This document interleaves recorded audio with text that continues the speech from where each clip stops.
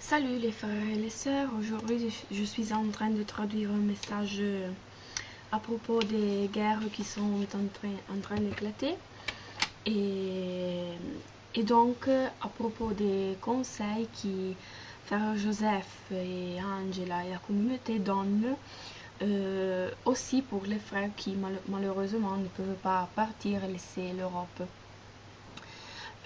Donc ce sont des conseils pour survivre aussi pendant la tribulation, même si on est en Europe. Donc les frères sont partis des, des nouvelles, des journaux. Ce sont des journaux italiens, mais quand même si vous les cherchez sur le net, même si sur même sur vos quotidiens français, sans doute, il y a quelque chose. En outre, il y a les journaux télévisés qui le disent continuellement et quand même les journaux aussi. Et donc, on entend parler surtout de la Russie qui quand même a des conflits avec les États-Unis et car ils ont des intérêts en commun et c'est pour cela qu'ils sont en train de quand même de n'avoir pas un rapport pacifique à ce moment-là. Et comme vous savez, l'Europe se trouve un peu à demi, donc c'est la situation de l'Europe sans doute ressentira des conflits qu'il y aura entre disons, l'Orient et l'Occident. Et cela, c'est quand même en contradiction avec ce qu'on entendra dire, car nous savons que selon 1 Thessaloniciens 5.3, il y aura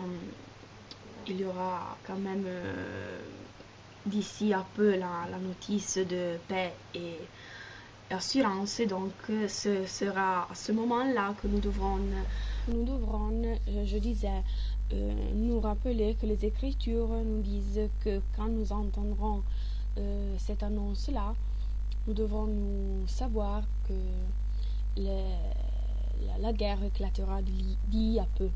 Donc, rappelez cela. Cela, c'est ce que dit la Bible, non? Si on lit aussi 1 Thessaloniciens 4, si on lit ce qu'il y a écrit en Daniel, si on lit ce qu'il y a écrit en Matthieu,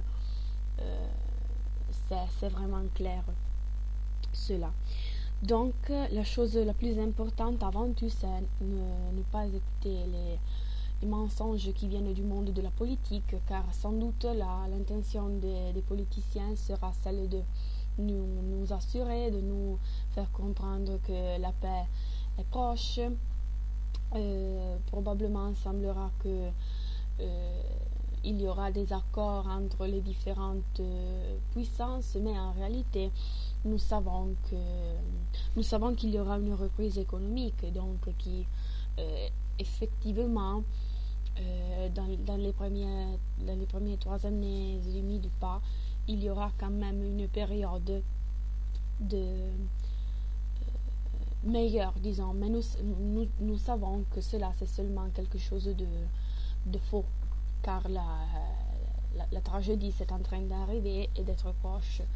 En outre, nous savons que oui, comme il a écrit dans la Bible, aussi dans l'Apocalypse, mais aussi à Daniel, oui, l'Antéchrist monte. De toute façon, dans le moment dans lequel il monte, il le fait avec des intentions pacifiques. Donc, c'est pas qu'il arrive et dit moi je suis l'Antéchrist et donc fait une catastrophe. Non, c'est quand même avec un pacte de paix, le pacte de 7 ans dont on parle en Daniel 9, qu'il se présente, donc un pacte pour la paix. Donc l'apparence sera celle d'une paix, d'une stabilité, d'une personne qui vraiment veut s'engager pour la paix. En réalité, on doit savoir que quand même après ce pacte, il y aura, comme on lit en Daniel 11, les vers 21 et 22, on voit l'Antéchrist qui monte. Mais si on lit jusqu'à 45, on voit qu'il y aura, après le pacte, comme je disais, 5 guerres qui seront vaincues par l'Antéchrist. Mais donc, c'est quand même de toute façon un moment où il y aura des guerres, même si l'Antéchrist les vaincra, même s'il dira je suis pour la paix, quand même il y aura ces actions. Et puis il y aura comme c'est prophétisé dans la Bible, c'est pas qu'on l'invente, mais il y aura une grande famine, l'agriculture ressentira de cela, il n'y aura pas de produits suffisants pour nourrir toute la population. En effet, le frère Joseph disait que déjà, par exemple, dans des pays, il y a un contrôle de la part des institutions sur la quantité de produits que les personnes achètent pendant un mois, quand même dans une période déterminée. Et je disais, il les contrôle, il ne donne pas une quantité supérieure à celle qu'il consomme dans la moyenne. Donc, cela vous le trouvez si vous surfez sur le net, vous le trouvez sans doute. Et il y a en Inde beaucoup d'agriculteurs qui ont tenté le suicide, qui se sont suicidés à cause de les conditions dans lesquelles ils sont en train de vivre. Et cela aussi, vous le trouvez sur l'internet. Donc, en réalité, des signes que l'économie ne fonctionne pas, que le marché ne fonctionne plus, il y a. Mais c'est pour cette raison-là, c'est-à-dire parce que cela est évident, et de plus en plus évident, que les institutions politiques, sociales, économiques et religieuses, comme on voit aussi si on regarde le pape, tâcheront de cacher tout cela et de faire apparaître comme s'il y a effectivement une grande situation de paix, d'assurance, comme s'il y a une prospérité, il doit arriver cette prospérité. En effet, nous les frères devons être quand même très attentifs à les prophéties bibliques. Et cela, c'est un peu le cadre pour introduire donc les conseils de frère Joseph. Pour ceux qu'entre nous ne peuvent pas partir, ne peuvent pas laisser l'euro, peuvent voir pour des raisons économiques, ou pour les raisons que chacun de nous connaisse. Alors, la première chose, c'est, comme le dit toujours frère Joseph, c'est de chercher d'aller au mont, comme dit la parole, non? Donc, de chercher des pays de montagne là où vous êtes. Donc, chercher des pays qui sont quand même protégés par ces montagnes, disons. La seconde chose que vous pouvez faire, c'est celle de contacter Radio Blast. Et donc maintenant, je vais vous donner l'indice. L'adresse, vous le savez, c'est celle-là, www.radioblast.net. Si vous allez sur la page, vous voyez qu'il y a la voie contacter. Donc vous cliquez sur contacter, il y a une adresse de mail et vous pouvez écrire directement aux frères. De cette façon, vous pouvez leur raconter votre situation et ils peuvent quand même vous aider, vous donner des conseils aussi plus spécifiques pour votre situation. Mais chose la plus importante, si vous voulez quand même faire une chose aussi plus stratégique, disons, ils peuvent vous mettre en contact avec des frères qui quand même sont dans votre même condition, avec qui vous partagez des situations très semblables et qui quand même peuvent être dans une même zone et donc avec lesquels vous pouvez éventuellement chercher des refuges, des lieux qui sont proches les uns les autres. Et de cette manière, si par exemple vous choisissez un pays de montagne, comme disaient les frères, c'est plus facile de s'aider les uns les autres. Avec quand même, vous pouvez troquer, non, vous pouvez faire troquer, vous échangez les choses. Si vous êtes en difficulté, par exemple avec le nourriture ou avec quand même l'argent, si vous en avez besoin et si vous le pouvez encore utiliser, que la marque n'est pas encore arrivée partout. Non, quand même, vous pouvez vous supporter. Et c'est aussi une solution pour veiller les uns sur les autres. Donc, si on est dans un pays de montagne qui c'est quand même petit, les maisons ne sont pas très loin l'un de l'autre. Vous pouvez aussi, c'est quand même un déterrent pour les criminels qui, s'y viennent, doivent savoir que quand même dans le pays, vous vous connaissez. Et donc, vous protégez réciproquement. Donc, cela c'est une chose très importante. Mais la chose la plus importante, c'est celle que frère Joseph a dit à propos de ce fait de partager un refuge avec les frères.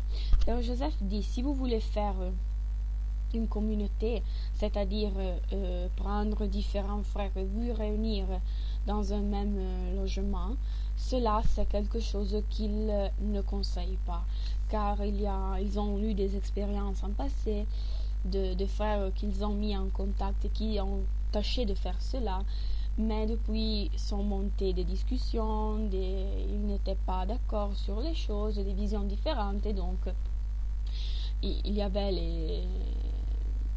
a été des problèmes, disons, et les frères ont été mis à l'intérieur de cette situation entre ces frères du moment qu'ils les avaient mis en contact, et donc c'est pas cela qu'ils veulent.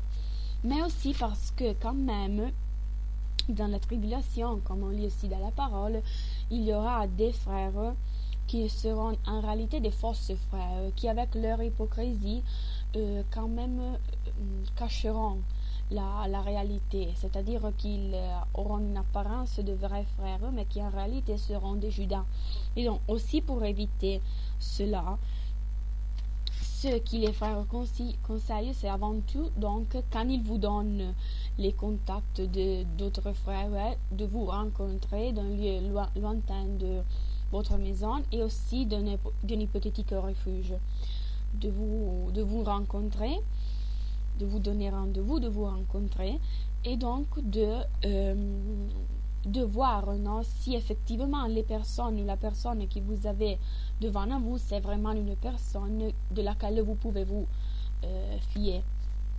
Autrement, de laisser perdre, car quand même les frères connaissent d'autres frères avec des contacts, mais ils ne les ont pas peut-être devant eux. Donc, les voir effectivement avec votre yeux sera une épreuve ultérieure, non? Et donc, un peu cela. La chose que Joseph et les frères conseillent, c'est plutôt de chercher quand même des pays dans lesquels il y a des maisons proches les uns les autres, et donc de réunir les frères, chaque groupe de frères dans une maison, non? Donc, si vous êtes une famille avec de petits enfants, de fils, de filles, je ne sais pas, probablement ils vous mettront en contact avec un groupe de frères qui partagent votre même situation, donc avec une famille qui aura des fils, des filles, et cela, donc, vous serez dans une maison, et ces autres frères, cette autre famille de frères sera dans une autre maison qui sera quand même dans votre même pays, de façon que vous pouvez vous aider réciproquement, mais de façon aussi que vous ne partagez pas le même logement, et donc il n'y aura pas de problèmes de façon aussi banales comme avoir des idées différentes, une organisation différente, et donc cela. Donc c'est plutôt celle la solution qu'il conseille, ne pas partager le même logement, mais chercher des logements proches dans un pays de montagne proche où il y a des maisons. Et si vous regardez aussi sur l'internet, a dit Frère Joseph, il y a aussi de petits pays abandonnés où les maisons sont ou abandonnées ou quand même vous pouvez les avoir avec un loyer qui est vraiment bas. Il y a aussi des maisons. Il avait regardé, il avait donné cette nouvelle qu'il y avait aussi des maisons avec le loyer de 1 euro chaque mois. Donc c'est vraiment quelque chose de bon que nous pouvons faire, non? Donc il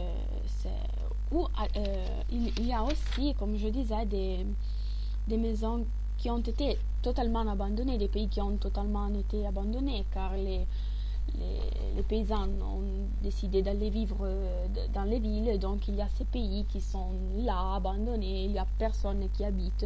Et ceux-là sont ceux-ci sont vraiment des lieux de refuge qui peuvent être stratégiques. Et donc c'était un peu cela. L'autre chose à laquelle faire attention, si quand même vous, par exemple, vous trouvez un refuge, mais quand même, dans le refuge, il pourrait y être, dans ce pays de montagne, des personnes qui, vous ne savez pas s'ils sont chrétiens, s'ils ne le sont pas. Peut-être que c'est pas dit que vous allez vous trouver forcément un pays abandonné. C'est aussi que quand même le Seigneur peut vous envoyer dans un lieu où il y a quand même d'autres personnes. Sans doute vous aurez la protection du Seigneur, mais vous devez faire attention et être soumis à la volonté de Dieu. Donc, c'est-à-dire, c'est pas que, donc, j'habite dans ce petit pays, ici, je ne sais pas si les personnes connaissent Dieu, bon, maintenant je vais maison par maison et je hurle l'évangile. Non, attention, parce que peut-être qu'à ouvrir la porte sera un faux Judas, qui vous conseillera, quand il y aura la persécution, aux autorités pour vous tuer. Il dira, ah non, ils n'ont pas la marque, ils n'ont pas le chip. Et donc, attention à cela, attention aux personnes que vous évangélisez. C'est-à-dire aussi, quand il y aura la persécution, nous devons évangéliser. Ce sera la première chose à faire pour nous. Comme est la première chose à faire déjà maintenant. Mais la chose la plus importante, c'est faire attention à chercher les brebis de Jésus, les brebis de Dieu, les brebis perdues, et non pas les chèvres. Les chèvres sont les Judas qui vous conseilleront aux autorités et qui mettront en risque votre vie. Donc attention à cela. Et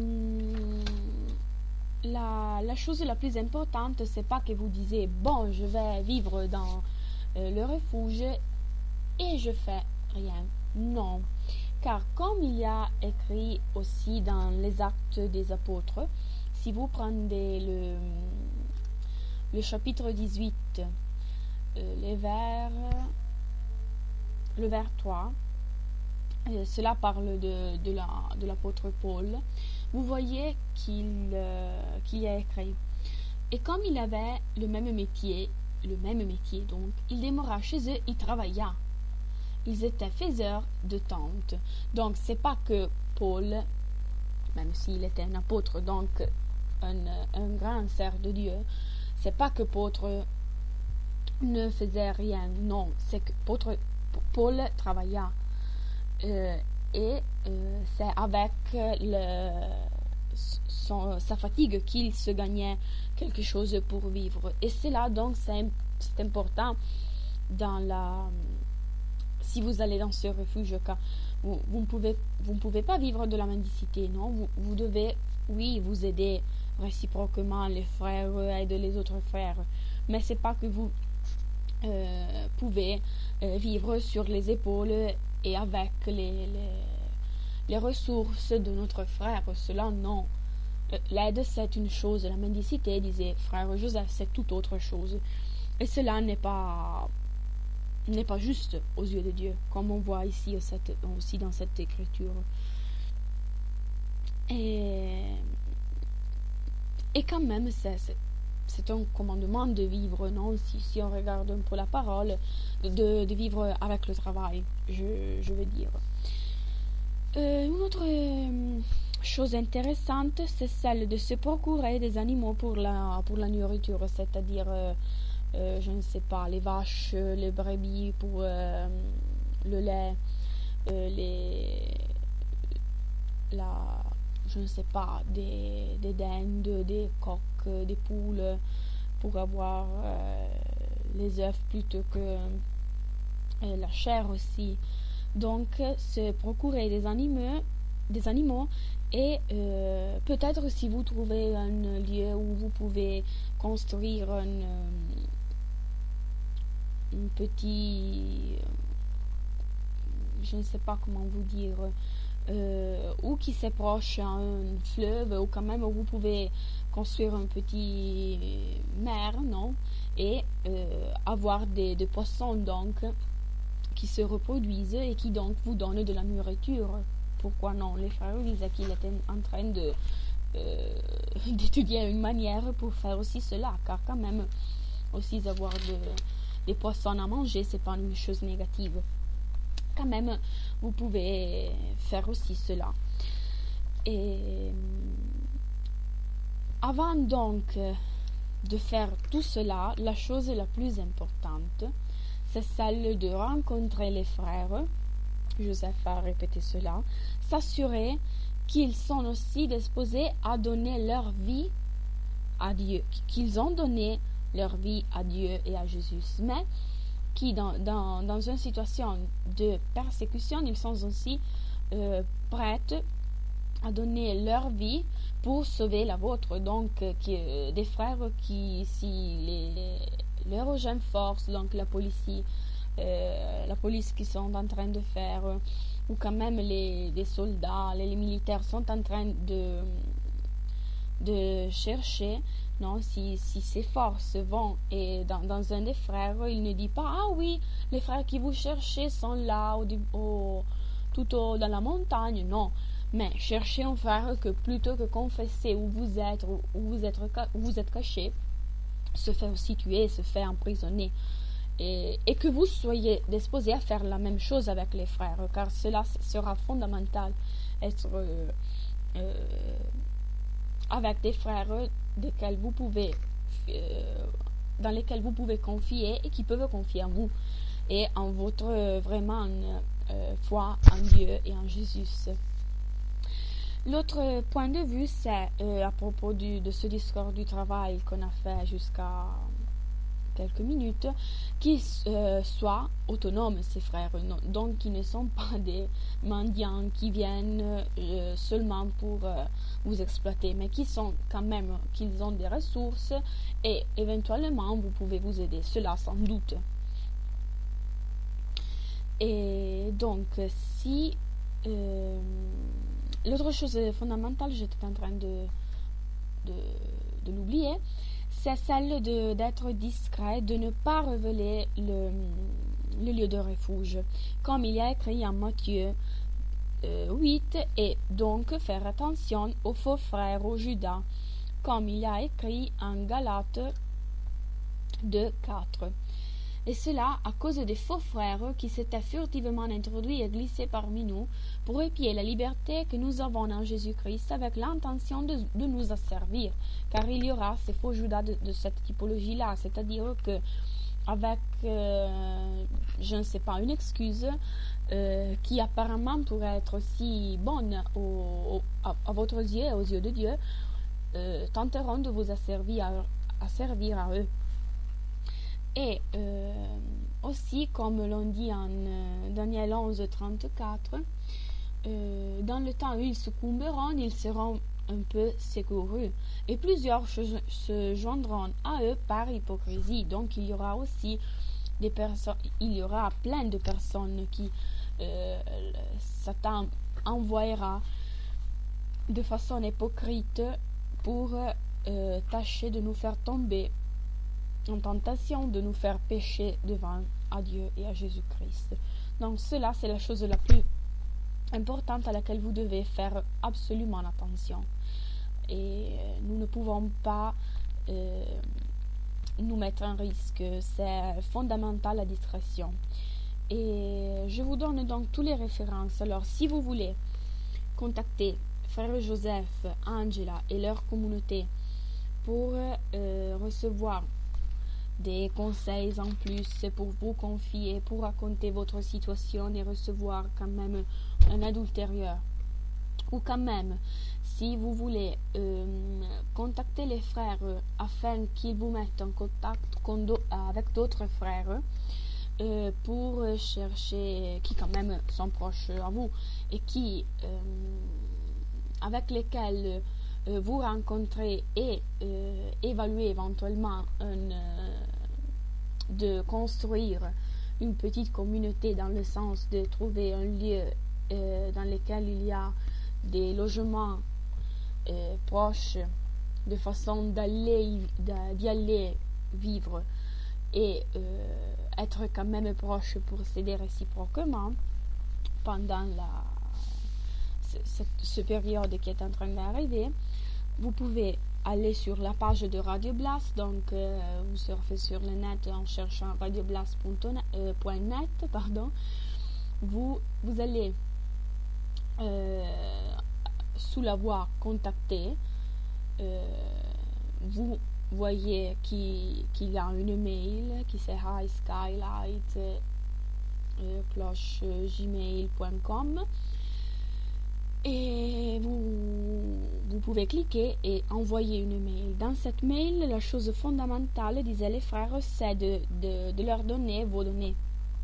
Donc votre nom, âge, votre état civil, si vous êtes seul, si vous êtes avec votre mari, vos fils, non, tout cela, de façon qu'ils peuvent vous mettre aussi en condition de partager la même situation aussi familiale, et afin que cela aussi ne soit pas un risque de péché, non, en pensant si on met un jeune homme et une jeune femme qui sont quand même seuls, non, dans deux maisons qui sont proches, la tentation sera grande. Donc cela aussi pour avoir non, parce qu'ils veulent savoir votre chose, mais seulement pour chercher à vous donner des contacts avec des frères avec lesquels vous pouvez partager le plus possible.